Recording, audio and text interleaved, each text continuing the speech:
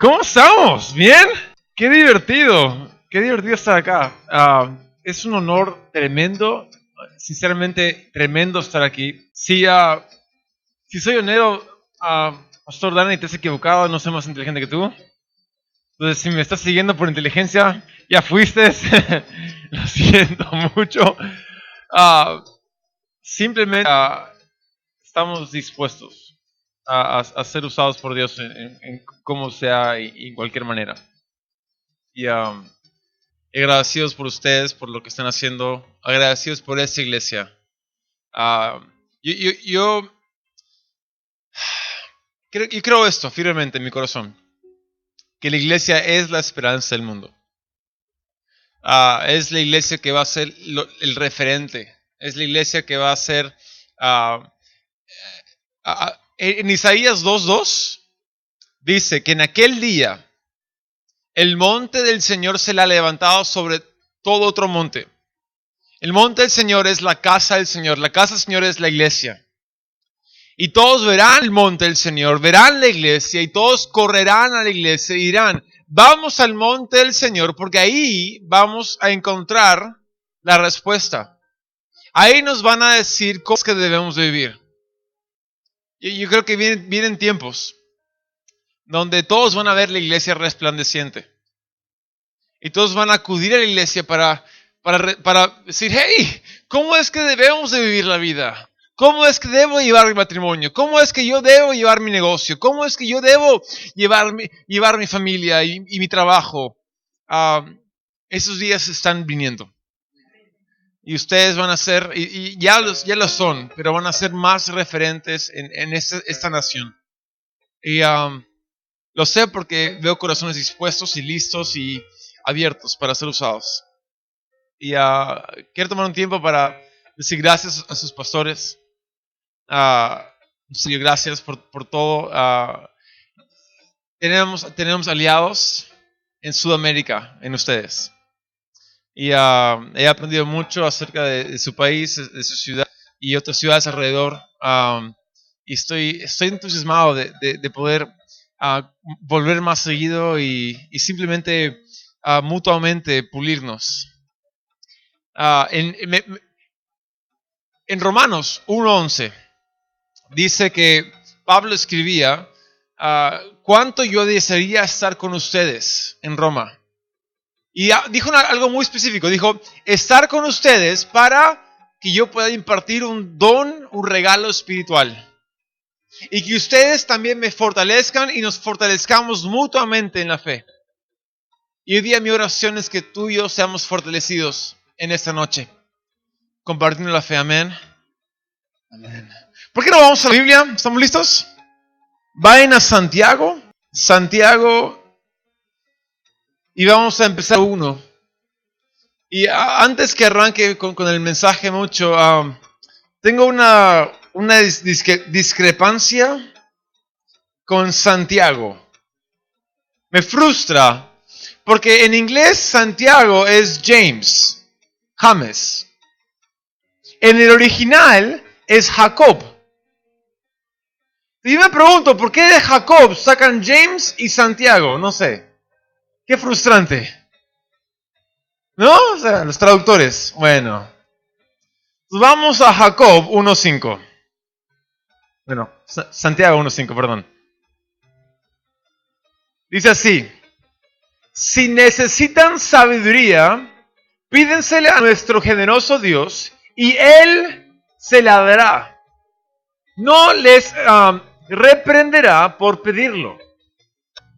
Si quieren sabiduría, pídenselo a nuestro Dios generoso, y nuestro Dios generoso nos va a dar sabiduría. ¿Cuántos aquí desean más sabiduría para sus vidas? Yo sé, yo deseo más sabiduría, y lo que me encanta de nuestro Dios es que ahí es calificado como un Dios, no cualquiera, no un Dios tacaño. ¿Qué dicen tacaño? Perdón si hablo una palabra que es en español normal y aquí es grosería, perdónenme de antemano.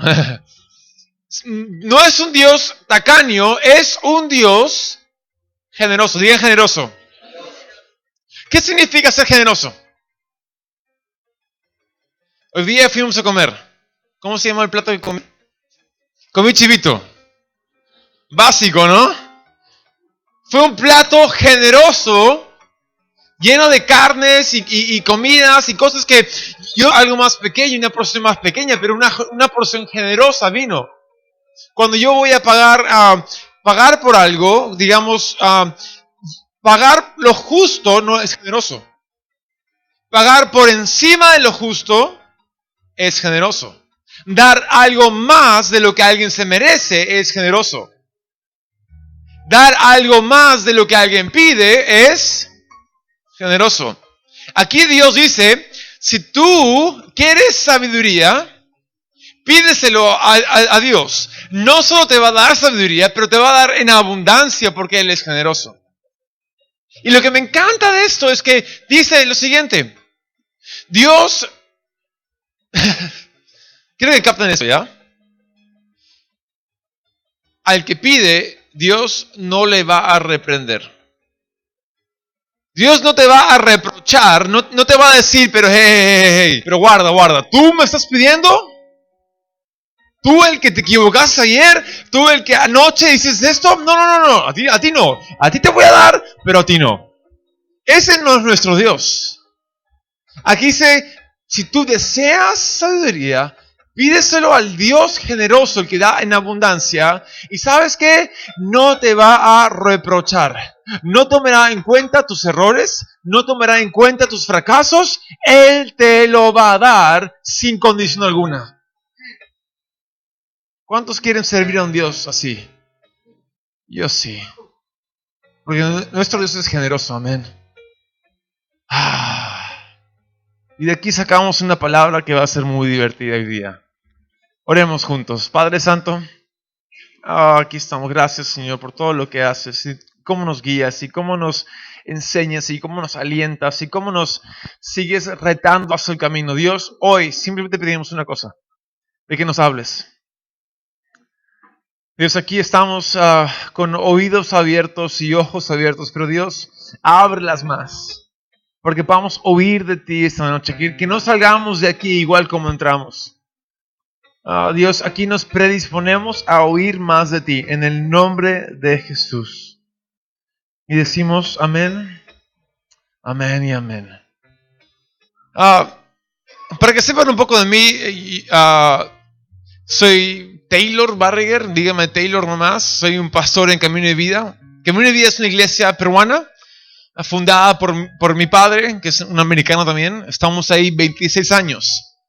Y ahí yo conocí a mi esposa es peruana.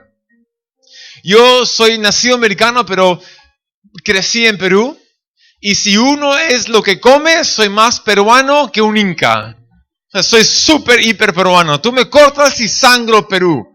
Amo el Perú y yo y mi esposa hemos producido 2 bebés hermosas, ricas, unas niñas. La mayor tiene 5 años, la menor tiene 3 años y estoy tan agradecido a Dios por ellos. Estoy tan agradecido a Dios porque Él me puso en el Perú y tan agradecido ser parte de lo que es Hispanoamérica. Lo amo estar aquí, amo ser parte de eso, amo poder hablar a ustedes en nuestro mismo idioma. Y es curioso, como tengo mis 2 hijas, estaba observando el otro día a mi menor, a la de 3 años. Ella siempre que puede, agarra mi celular. ¿Cuántos saben la historia? Y agarró mi celular y empezó a hacer así. Como si nada. Empezó a navegar el celular, el YouTube, y de ahí se iba a otras cosas, y navegando, y de vuelta al YouTube. Y yo la miraba nomás como que, ¿cuándo aprendió esta mocosa a hacer todo eso? ¿Dónde? ¿Y cómo? ¿Quién le enseñó? Y yo estaba que me rayaba, porque si yo le pido a mi mamá, ¿no? Que me busque algo en el celular, y mi mamá lo agarra y dice, pero no, tengo miedo de romperlo, y como que agarra sus lentes y con mucho cuidado mueve algo, pero mi hija de 3 años como que, ¿cómo tiempos han cambiado, sí o no? ¿Se acuerdan cómo era antes para buscar direcciones? Hoy en día, si el pastor Dani me dice, hey, ven a mi casa, me manda un WhatsApp, ¿no? Y yo digo, ay, ya, genial. Oye, ¿por qué? Un asado, obviamente, no un asado, obviamente. Con chivito, ¿no? Y, qué rico fue eso. Y digo, pero no sé cómo llegar. No, ve, mira, te paso un link. Y él entra a Google Maps, saca una copia, copy-paste de la dirección exacta, me la manda, yo hago clic a un botón y aparece una voz de mujer que me guía exactamente a donde debo llegar, ¿sí o no? Ahora, ¿por qué voz de mujer? Bueno, eso es otra historia. Otro mensaje otro día. Antes, sé que me veo muy joven, pero tengo 34 años y yo me acuerdo manejando antes. Anda a la esquina, dobla a la derecha y ahí llegas al tercer grifo. Y al tercer grifo doblas a la izquierda, pero hay otra izquierda. Hay dos izquierdas. Toma el primera izquierda, no el segundo izquierda. Porque si tomas el segundo izquierda, te vas a otro lado. Toma el primera izquierda y de ahí sigue de frente unos 15 metros. Y de ahí a la derecha y a la izquierda. ¿Y cuántos nos hemos perdido así? Y yo me acuerdo de niño. Me acuerdo de niño, claramente de esto. Estar con mis padres. Mi papá es un pastor muy digno, mucha influencia en el país. Él y mi mamá en el carro, yo y tengo una hermana de menor y en el carro atrás, sentados. Papi, ¿cuándo llegamos? Y mamá, Robert, estás perdido. Y mi papá, no, estoy perdido. Llegamos pronto, cállense niños, ¿no? Y dando vueltas, yo digo, pero papá, acabamos de pasar a esta misma cuadra 10 veces. No estoy perdido, no estoy perdido. Y mamá, pero ¿por qué simplemente no pides direcciones? Pregúntale a alguien a preguntar. No le preguntan, yo sé cómo ir. Es exactamente donde estoy. ¿Cuándo saben lo que hablo? Amén. No tú, pastor Dani, no tú. Sí, sí, lo admites.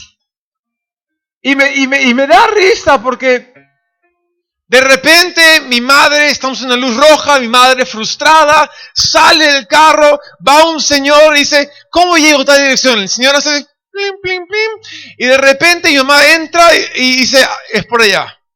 Mi papá dice, yo sabía todo el tiempo dónde era. Y me hago la pregunta, ¿por qué es tan difícil para el hombre poder pedir ayuda? ¿Hola? Ahí cayó duro, ¿no? ¿Por qué es tan difícil para el hombre pedir ayuda?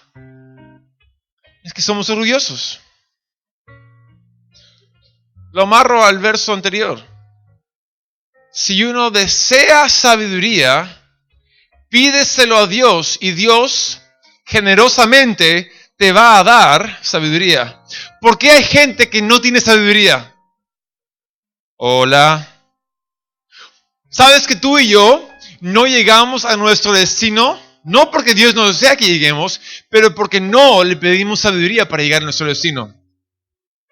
Tú y yo no cumplimos nuestro propósito. ¿Por qué? No porque Dios no quiere que lleguemos, pero porque tenemos mucha soberbia para poder pedir ayuda para llegar a donde debemos llegar. ¿Alguna vez te has sentido abrumado? Justo le decía al pastor Dani hoy día de que yo creciendo sufro con dislexia. Dislexia es una condición donde uno puede comprender muy bien lo que lee, pero nadie me diagnosticó. Nadie me lo dijo. Nadie dijo, Taylor, tienes un problema, una discapacidad. Y sabes que yo crecí con esta discapacidad sin saber que era así. Y por años, la secundaria, no sé cómo me gradué, la universidad, llegué a mi último año y me votaron por notas, malas notas. Sufrí mucho en la universidad. Aplicaba, estudiaba, pero sufría mucho. Y yo, mira dónde estoy hoy día. Tengo el privilegio de poder ser un pastor en una iglesia en Perú y digo, ¿cómo es que yo llego a hacer lo que hago? Dios, ¿cuándo fue? Y la única respuesta que yo tengo es la siguiente. He clamado a Dios por ayuda tantas veces. He pedido a Dios tantas veces, pero igual me siento abrumado. Igual me siento como que no tengo la capacidad para hacer la tarea que yo sé que debo hacer. Si me siento abrumado como esposo. Me siento abrumado como padre de mis hijas. Y yo digo, Dios, tienes un sentido del humor, gracias. ¿Cómo me vas a enviar a mí para hacer tal cosa? Pero Dios usa a aquellos, no los más inteligentes, pero a los más dispuestos a ser usados por Él. Hay una historia que es fascinante de un hombre que de niño fue puesto en una posición muy importante en su nación. Y quiero leer la historia, es en Segunda de Crónicas.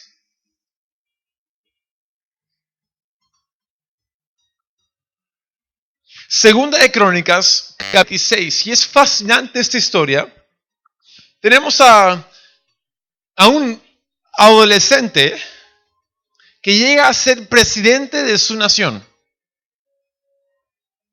Es un adolescente que llega a ser el mero, el principal autoridad en su nación. Y yo miro esto y digo, wow.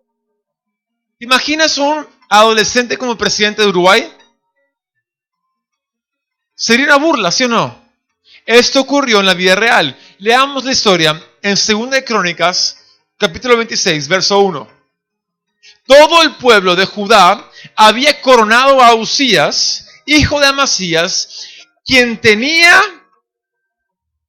16 años de edad, para que reinara en lugar de su padre. Después de la muerte de su padre, Usías reconstruyó la ciudad de Elat y la restituyó a Judá. Usías tenía 16 años cuando subió al trono y reinó en Jerusalén 52 años. Me encanta como aquí lo reitera 2 veces. Tenía 16 años. Porque quizás tú y yo podríamos pensar, no, es un error del escriba, ¿no? Un error tipográfico. No, 26. No, 36. Pero 16, no. Aquí lo pone 2 veces para asegurarnos, hey. Tenía 16 años. Verso 4. El rey Usías hizo lo que era agradable a los ojos del Señor, así como su padre Amasías. Usías buscó a Dios en el tiempo de Zacarías. Zacarías era el hombre de Dios entonces, como el sacerdote, el consejo de Usías, quien le enseñó a temer a Dios. Y mientras el rey buscó dirección del Señor, Dios le dio éxito. ¿Cuántos desean éxito en su vida? Yo sí. Y es fascinante porque dice aquí, mientras él buscó de Dios, buscó dirección del Señor, Dios le dio éxito. Y curioso pensar en esto y meditar en esto porque la historia de Usías es muy famosa. Incluso él llegó a ser un hombre que es reconocido hoy día por todos los avances tecnológicos de su era. Él pudo hacer algo que me impresiona. Él inventó máquinas de guerra.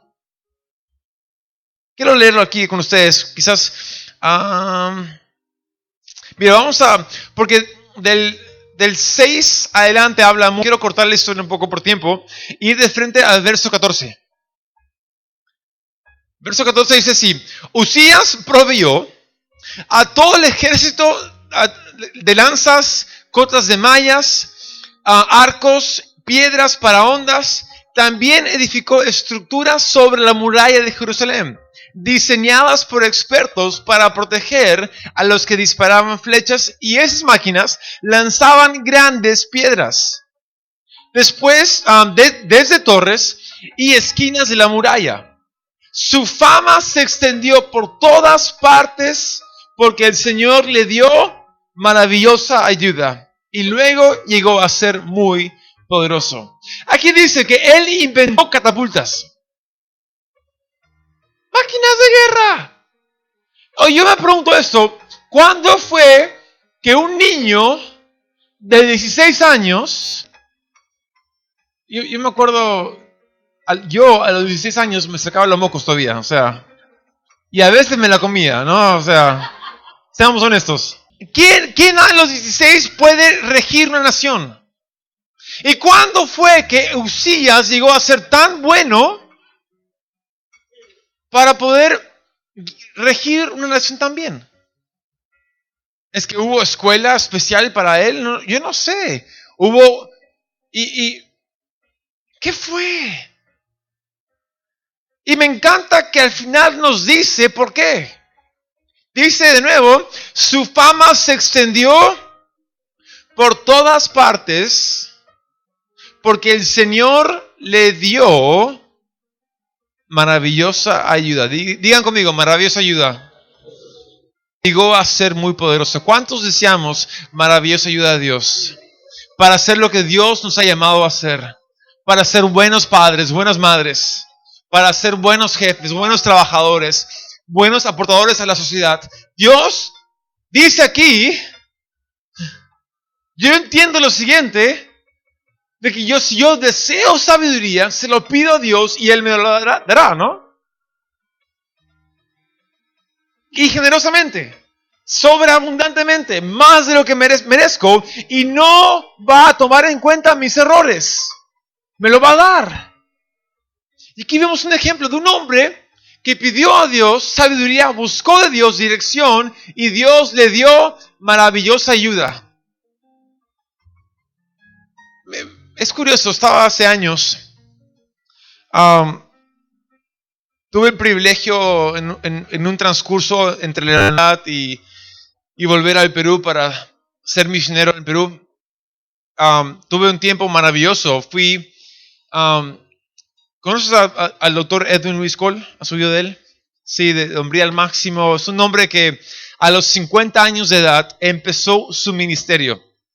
50 años. Y empezó su ministerio y él murió a los 79 años.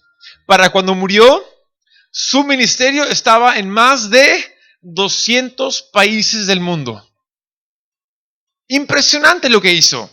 Y yo tuve el privilegio, en su último año de vida, estar al lado de él cuidándolo.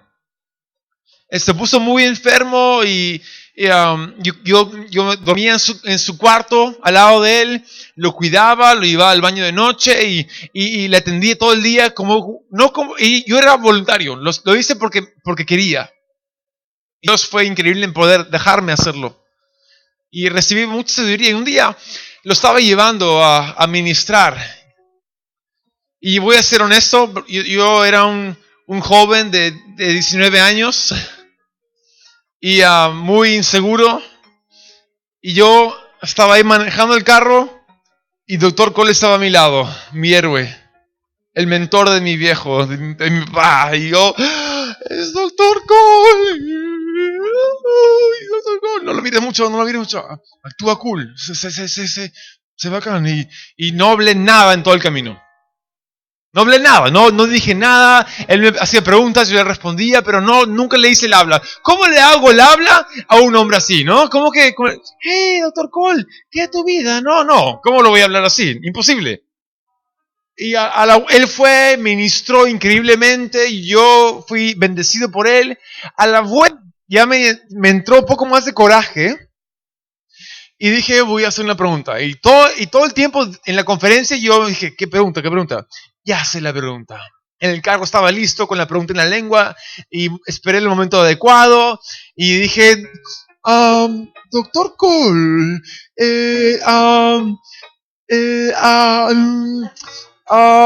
¿cuándo es el mejor? ¿Cómo es tener éxito? Y me salió una burrada de la boca. Y ahí yo ya estaba en medio de hacer la pregunta, ¿por qué hablaste? Porque eres un tonto, no, cállate la boca. Y él generosamente me empezó a hablar conforme a mi pregunta. Él me dijo, Taylor, yo te voy a dar una pregunta a ti. ¿Cuándo es el mejor momento en la vida de llegar a la del éxito? ¿Cuándo es el mejor momento en tu vida llegar a la cima máxima, el clímax del éxito? No sé.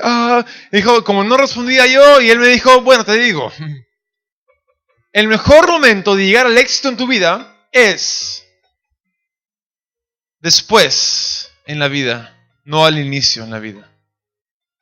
Yo dije, qué curioso. Es que lo que él me estaba diciendo era lo siguiente. Si tú tienes éxito, el clímax del éxito en tu vida a la temprana edad, cuando eres joven, vives el resto de tu vida en la sombra de lo que tú llegaste a hacer al inicio. Lo hemos visto.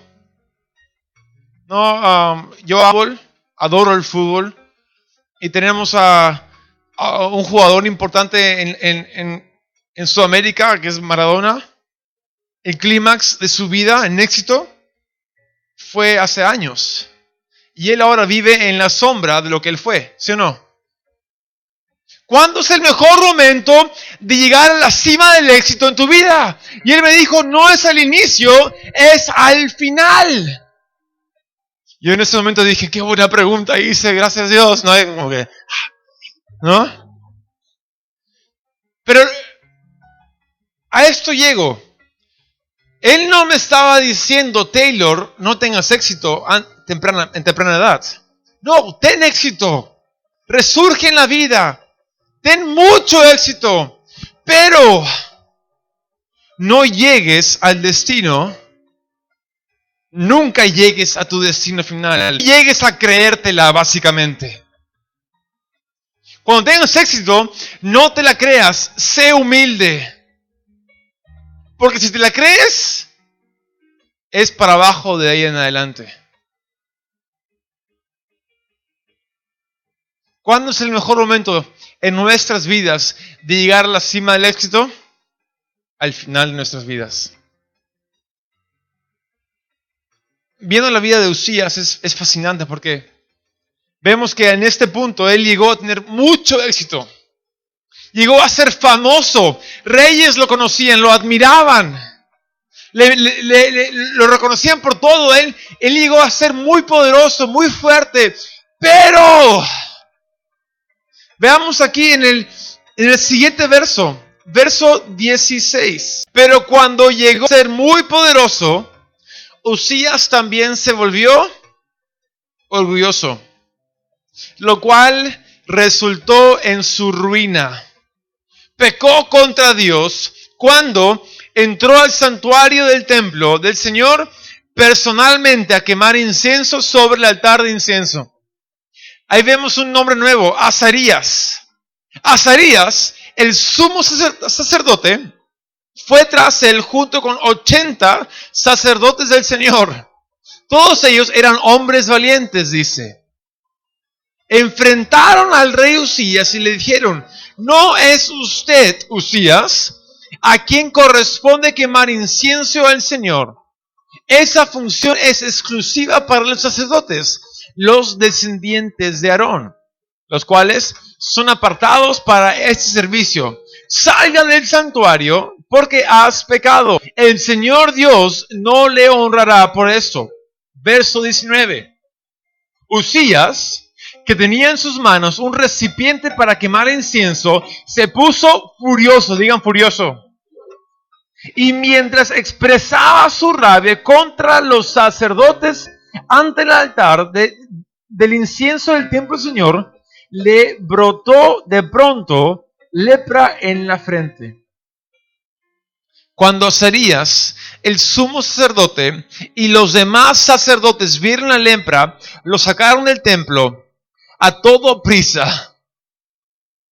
El propio rey estaba ansioso por salir porque él también sabía que estaba herido. Es curioso porque tú y yo lo leemos y decimos, qué gran cosa, ¿no? O sea, le brotó lepra por ir al templo y él mismo.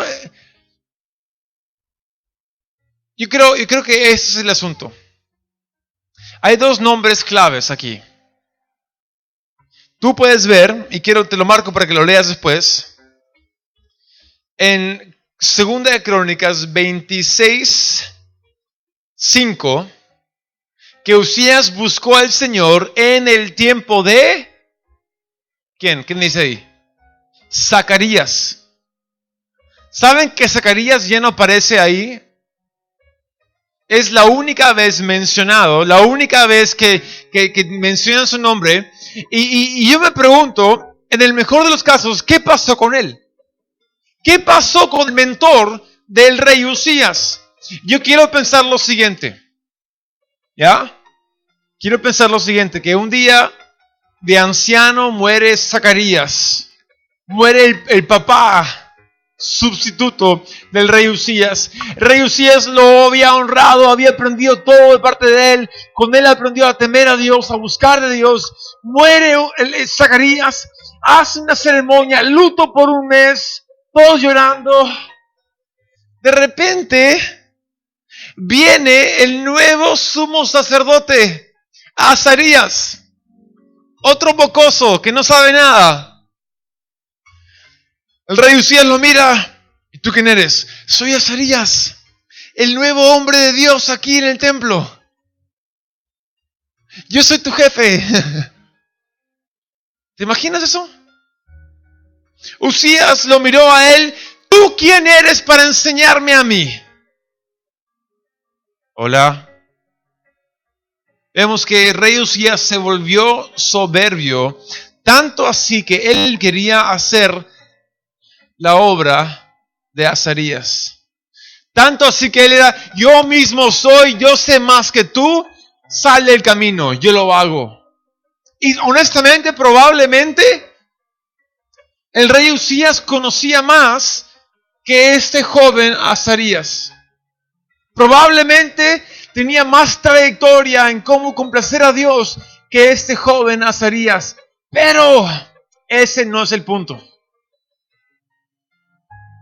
El punto es el siguiente. Azarías se volvió alguien no enseñable. Hola. Dice que se llenó de orgullo. ¿Qué es lo opuesto de orgullo? Humildad.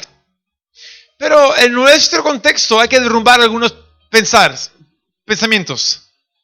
Cuando yo digo lo siguiente, que Dani es alguien humilde, lo que pensamos primero es lo siguiente, que es pobre, ¿sí o no?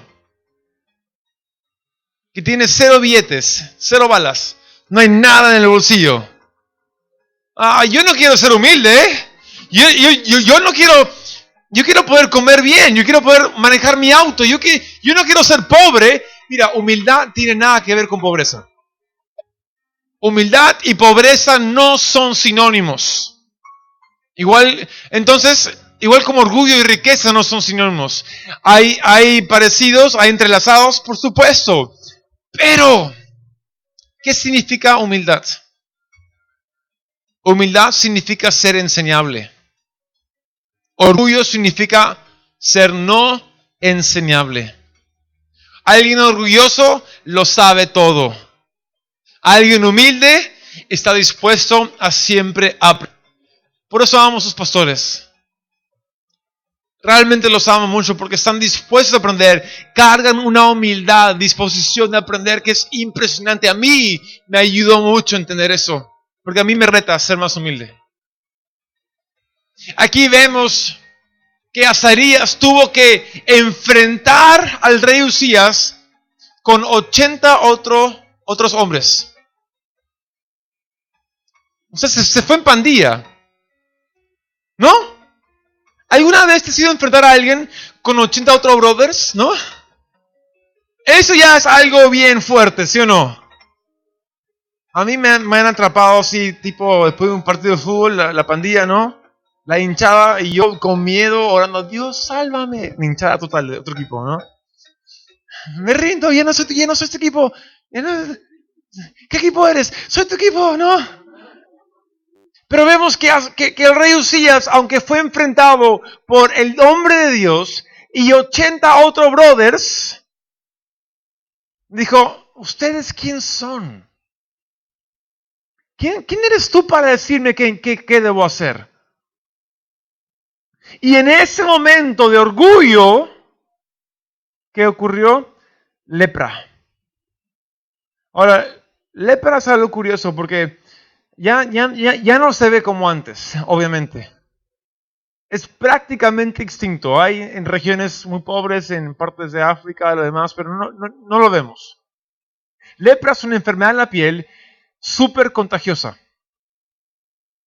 Básicamente, alguien con lepra era botado de la sociedad, exiliado. Ya no podía, si era casado, ya no podía hablar con su familia, con su esposa, con sus hijos. Básicamente, chao.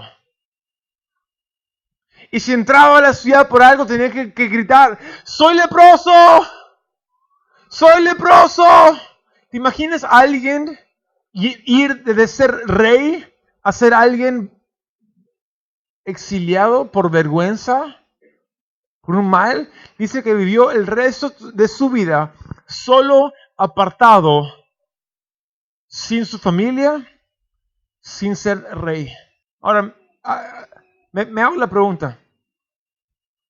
Y hago a usted y a mí la pregunta. A todos aquí, hagamos la pregunta. ¿Por qué alguien puede ser tan humilde a ser tan orgulloso? ¿Por qué alguien llegó de ser alguien tan usado por Dios a ser exiliado? ¿Por qué alguien llegó de ser alguien tan maravilloso que Dios le ayudó para avanzar cosas increíbles a ser alguien que Dios ya no podía usar? ¿Dónde fue el punto de quiebre? ¿Dónde fue la mentalidad? El cambio de mentalidad. Yo creo lo siguiente. Cuando tú y yo tenemos a alguien en nuestras vidas a quien pedimos ayuda, somos humildes. Hola. ¿Quién es tu Zacarías? ¿Quién es aquella persona que te puede decir lo que sea y no te ofendes? ¿Quién es aquella persona que tú le das permiso para que hable tu vida y te diga, hey Taylor, creo que estás mal aquí? Y tú dices, ok, confío en tu palabra. Tú no me lo dirías para herirme, me lo dices para mi bien. ¿Quién es ese Zacarías en tu vida? Es una pregunta muy honesta que nadie puede responder por ti. Tú tienes que determinar por ti mismo quién es mi Zacarías. Es que Santiago 4:6 dice lo siguiente: que Dios resiste al soberbio y da gracia al humilde. Hola. Otra traducción es esto: Dios cierra las puertas al orgulloso y abre sus puertas al humilde. Mi viejo, mi padre, dice lo siguiente: ¿sabes qué? Mi esposa me puede resistir. Me va a doler, pero ella quizás me pueda resistir. Mis hijos, Dios quiera que no, pero mis hijos me pueden resistir. Pero ay de mí si Dios es aquel que me resiste. Ay de mí si Dios es aquel que me cierra las puertas. Yo no sé tú, pero yo quiero que Dios siempre mantenga las puertas abiertas. Amén. Si uno desea sabiduría, pídeselo a Dios. Humíllate ante de Él, porque el que pide ayuda es el humilde. El que pide ayuda es enseñable.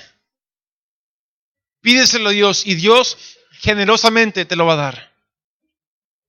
Sin reproche alguno. ¿Qué significa reproche? Tantas veces gente se me acerca: Taylor, tu mensaje, gracias, fue bueno, pero ¿sabes qué? No aplica en mi vida porque yo soy un inmundo pecador. Látigo, ¿qué debo hacer para que Dios me perdone? Látigo. Poco más y rompe un vidrio y empieza a rodearse encima de vidrio, ¿no? Y se prende en fuego para merecerse más de Dios. Como que, ¿qué cosa?